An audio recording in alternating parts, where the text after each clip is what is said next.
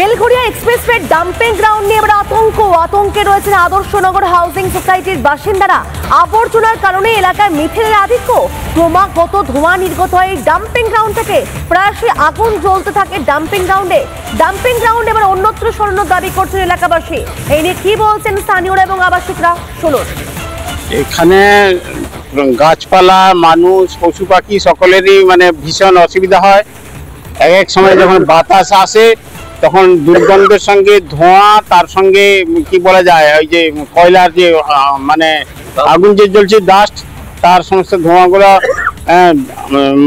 চারদিকে ছড়ায়, ঘরের বিছানাপত্রতে সমস্ত কিছু এই ধুলো পড়ে যায়। এই জন্য জানলা দরজা বন্ধ করে রাখতে হয় এবং যখন বাতাস হয় দুর্গন্ধে সেখানে টেকা যায় না। দুর্বিষহ অবস্থা খুবই। এটা আজকে নয়, বেশ কয়েক বছর ধরে আমরা যখন এখানে আসি তখন থেকে এই অবস্থা দেখতে পাচ্ছি। অন্তত একটা ভালো প্রাকৃতিক পরিবেশের মধ্যে থাকার জন্য আমরা এখানে এসেছিলাম, কিন্তু সেটা আজকে আমাদের কাছে একটু যন্ত্রণাদায়ক হয়ে গেছে। আপনাদের মাধ্যমে সবাই আমাদের মাননীয় মুখ্যমন্ত্রীর কাছে এটা আমার আবার আবেদন যে এই ব্যাপারটা আপনি একটু হস্তক্ষেপ করুন, যাতে এখান থেকে অন্তত দুদণ্ড শান্তি পায় সবাই।